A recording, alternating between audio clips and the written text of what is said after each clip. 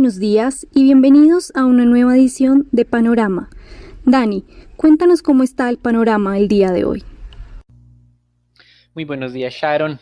El panorama de hoy es indeciso, más que todo teniendo en cuenta esa relación que normalmente Colombia o el mercado colombiano ha establecido con el mercado de los Estados Unidos. Hoy tenemos el Día del Trabajo, Labor Day en los Estados Unidos, es feriado, los futuros no están casi moviéndose a comienzo de esta semana por el cierre del mercado, solo cambian 0.1%, a pesar de que en Europa tenemos unas valorizaciones significativas, 1,5%, probablemente Colombia no tenga unos volúmenes muy significativos de negociación como es usual cuando el mercado estadounidense está cerrado. Debido a eso, tomamos la decisión de asignar panorama indeciso, aunque afortunadamente, como mencionábamos, Europa registra una gran recuperación en el comienzo de esta semana que está compensando las pérdidas del pasado viernes, más que compensando. La noticia del día tiene que ver con la publicación del fin de semana de la inflación en Colombia.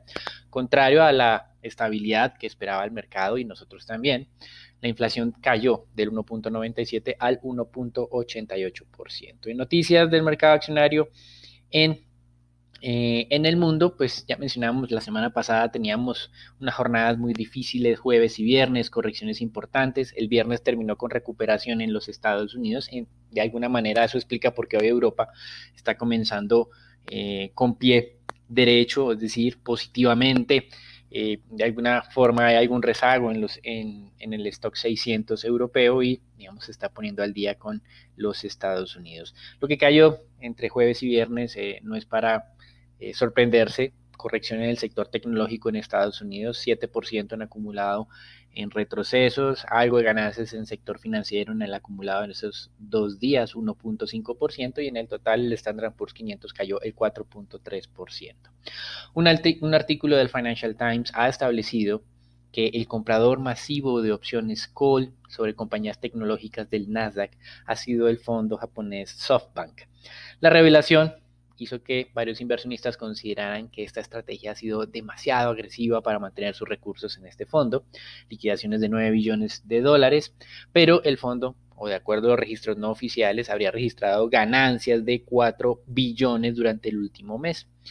De alguna manera, algunos responsabilizan esta estrategia agresiva de SoftBank de comprar opciones call de compañías tecnológicas estadounidenses como el gran responsable del último rally del mercado que se registró durante el mes de agosto.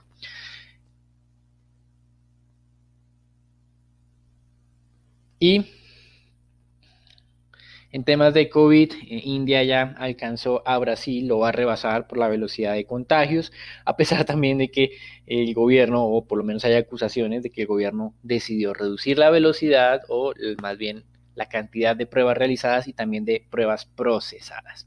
Con respecto al mercado de divisas, hoy vemos fuertes caídas de la libra esterlina, casi del 1%, luego de que reportes de medios afirmaran que el gobierno británico está jugando duro y está preparando nuevas leyes para que si el 15 de octubre no hay acuerdo para el Brexit con la Unión Europea, retome algunas actividades y también independencia con respecto, por ejemplo, a Irlanda del Norte en temas aduaneros, algo que va en contra de ese acuerdo firmado previamente para poder tener este periodo de transición. Así que continúan el enfrentamiento entre el Reino Unido y la Unión Europea. Recuerden lo que mencionamos la vez pasada, de que esto podría desencadenar un nuevo referendo escocés para el desmembramiento del Reino Unido, tal y como lo venimos conociendo durante los últimos 3 ciclos. Debido a eso, hay debilitamiento de la libra esterlina, el franco suizo y el euro también operan con algo de descensos. Esta semana tenemos la reunión del Banco Central Europeo, probablemente varios inversionistas y operadores de mercado estén pendientes de esa reunión del jueves para conocer si hay medidas del Banco Central Europeo para frenar la apreciación del euro, pero creemos que es un poco prematuro. Recuerden que solo en junio el Banco Central Europeo había casi que duplicado ese paquete de compras de activos a los 1.35 trillones de euros, por lo cual creemos que puede ser un poco rápido para tomar nuevas decisiones tendientes a frenar la apreciación del euro, pero sin duda será una semana muy volátil en el mercado de divisas. Y en cifras de comercio exterior, China ha logrado que sus exportaciones crezcan casi 10% en agosto de 2020 frente al mismo mes del año pasado. Sus importaciones se contrajeron 2% y debido a esto el superávit comercial se ha acercado o se ha mantenido nuevamente muy cerca de los 60 billones de dólares. No estoy hablando del superávit de China frente a Estados Unidos, sino del superávit de China frente a todo el mundo. Sin embargo, haciendo esas comparaciones que a veces son odiosas, durante la última administración de Barack Obama, en promedio, el superávit comercial chino mensual fue de 36.8 billones, con los 43 meses más o menos que llevamos acumulados bajo el mandato de Donald Trump. Ese superávit ha descendido, sí, pero a 35.6 billones. Es decir, ha sido un ruido muy fuerte, muchas tensiones para reducir el superávit en cerca de un 3% mensual a lo sumo en estos 4 años de mandato del presidente Trump.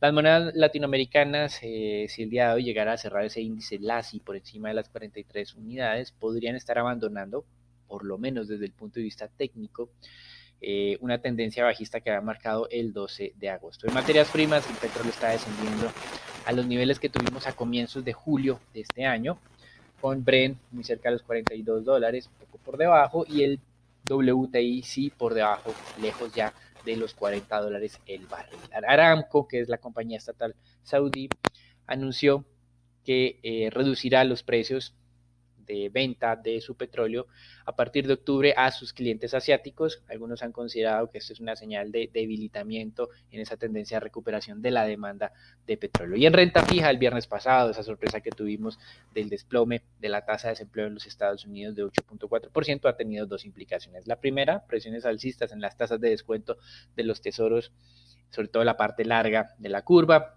0.72% cerró el viernes pasado, estábamos comenzando en niveles del 0.68, así que le metió 4 puntos básicos al alza, mayor empinamiento, veremos qué ocurre en las próximas semanas. Y lo otro es que los republicanos pues tienen poco afán para aceptar esas demandas de los demócratas de un plan masivo de fiscal para apoyar a las familias, porque el mercado laboral en apariencia está respondiendo de manera favorable. Obviamente los negativos pueden verlo, las cifras digamos no tan positivas, diciendo que se han recuperado 10.6 de los más de 22 millones de empleos perdidos, que la pérdida de empleos permanentes será de la cuarta parte de estos 22 millones perdidos en los primeros meses de este año, así que serán 4 millones de desempleados, entre 4 y 6 millones de desempleados en los Estados Unidos. Así que digamos que hay información para cualquiera de las dos posturas. Los economistas siguen recomendando que se aplique y se implemente un nuevo paquete fiscal, pero sin duda los republicanos están, digamos, con el viento a favor con base en estas cifras de empleo. En Alemania se publicó la primera noticia negativa reciente en términos económicos. La recuperación industrial puede estarse frenando o se frenó en apariencia en el mes de julio, un crecimiento de solo 1.7%, el mercado esperaba de 4.5%, pero el indicador de confianza económica en toda la zona euro en el mes de septiembre ha vuelto a mejorar, menos 8 unidades frente a un dato anterior de menos 13 aproximadamente y una expectativa de menos 10. Hasta aquí el reporte internacional, los dejamos con Raúl, Sharon, Daniela y Nicolás para que nos cuenten qué está ocurriendo en el mercado colombiano y que Sharon nos informe un poco más los detalles de la inflación del mes de agosto en Colombia. Gracias, Dari. Bueno, para empezar este panorama de Colombia en este inicio de semana, conocimos el dato de la inflación para el mes de agosto. Esta se ubicó en terreno negativo nuevamente, a ubicarse en menos 0,01%. Esto con una sorpresa a lo que estaban esperando los analistas y nosotros, que estábamos entre un 0,11 y un 0,12%. La variación anual llegó así al 1,88%, por debajo nuevamente del rango meta del Banco de la República y la más baja desde octubre del 2013. En julio, la inflación anualizada se ubicó en el 1,97%.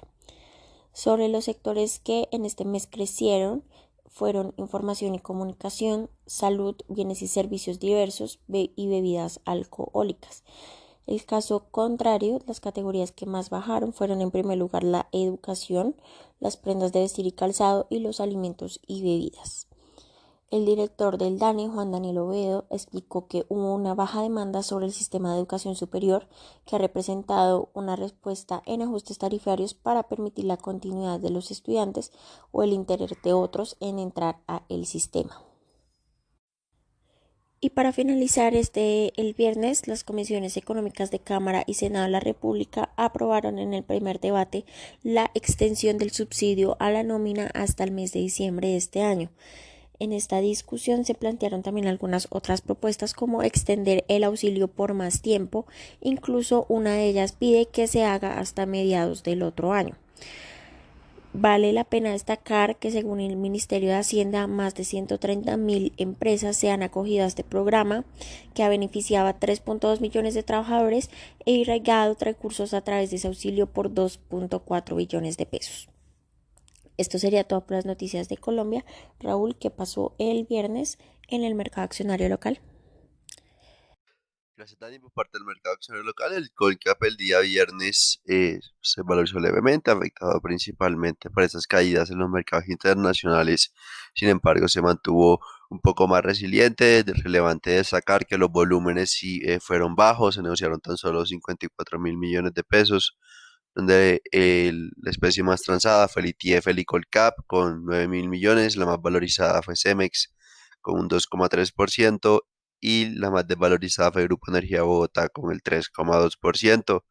Para hoy el Colcap podría mantenerse estable, teniendo en cuenta principalmente el feriado en Estados Unidos. Por el lado de acciones, la acción de Grupo Energía Bogotá tuvo como tal una jornada de toma de utilidad por parte de diferentes agentes del mercado. Consideramos que el potencial de valorización sobre GEP es limitado, por lo cual sería interesante también posiblemente rotar a un activo con un poco mayor de potencial de valorización. Sin embargo, aquel inversionista un poco más estructural y que busca un portafolio bastante defensivo, consideramos que Grupo Energía Bogotá todavía tiene espacio para hacer nuevos máximos históricos. Y por otra parte, la acción de Cemex Latam Holdings se valorizó el 2,3%, cerró en 2.685 pesos, donde consideramos que podría acercarse a probar posiblemente entre hoy y mañana los 2.700 pesos, lo cual le daría un poco mayor de espacio de valorización. Por parte del rebalanceado índice FTSE se confirmaron como tal los cambios estimados, donde Grupo Sura pasa del fondo Large Cap a Mid Cap, Cemex de Small Cap a Micro Cap, y Mineros confirma su ingreso al índice FTSE. Bueno, Nico, cuéntanos cómo amanece el dólar el día de hoy. Buenos días, Raúl, muchas gracias. Soy Nicolás de Francisco y vamos a hablar del dólar. Para la jornada del viernes, el volumen transado de la divisa estadounidense fue de 938 millones de dólares, una disminución de cerca del 20% con respecto a la jornada del jueves de la semana inmediatamente anterior. El precio de la tasa de cierre para el viernes fue de 3.715 pesos, donde el peso colombiano se devaluó 64 puntos básicos con respecto a la moneda estadounidense. El precio medio de esta jornada fue de 3.704 pesos con 16 centavos, el precio mínimo de 3.675 pesos con 85 centavos y el máximo de 3.723 pesos. Para el día de hoy es importante recordar que en Estados Unidos es día feriado, estamos en Labor Day, por lo que hoy el mercado operará en modalidad Next Day. Los dejo con Sharon para los temas de renta fija. Gracias, Nico. Muy en línea con el movimiento de los tesoros, la curva TES tasa fija se desvalorizó 2 básicos el día viernes, con subidas más pronunciadas en el segmento medio. Por su lado, la curva TES VR se valorizó cerca de 3 básicos, en especial los VRs del 21, aunque tocaron otro mínimo histórico de 0.3%, adelantándose a un poco a lo que se esperaba, una sorpresa positiva por el lado de inflación, que ya les comentaré más adelante. Los test del 24 se desvalorizaron un básico, cerrando 3.60%. Y los test del 28, que fueron la referencia más desvalorizada en cuanto a la curva test tasa fija, aumentaron cerca de 6.5 puntos básicos, cerrando en 4.20%. 9,65%. Ahora sí, por el lado de inflación, como nos contaba Dani, en agosto esta sorprendió al mercado, que esperaba una variación positiva de 0,11% y registró un retroceso de menos 0,01%. Esta menor inflación a la esperada afectaría directamente a la curva en VR, que se vería presionada al alza, especialmente en el segmento corto, mientras que la curva en pesos se beneficiaría por búsqueda de rentabilidades superiores. Adicionalmente, la menor inflación anual de 1,88% le daría más espacio de acción al Banco de la República en caso de que lo considere necesario. Por el lado de deuda corporativa, se negociaron cerca de 4.000 millones de pesos a través del sistema transaccional y aproximadamente 780.000 millones por registro. Cerca del 50% de las transacciones se concentraron en tasa fija del 22 y del 21, seguido por IPC del 22. Eso fue todo por nuestro panorama del día de hoy, un panorama indeciso. Recuerden seguirnos en nuestras redes sociales, suscribirse a nuestro podcast y los esperamos mañana con una nueva edición para conocer más acerca de lo que mueve a los mercados a diario. Gracias.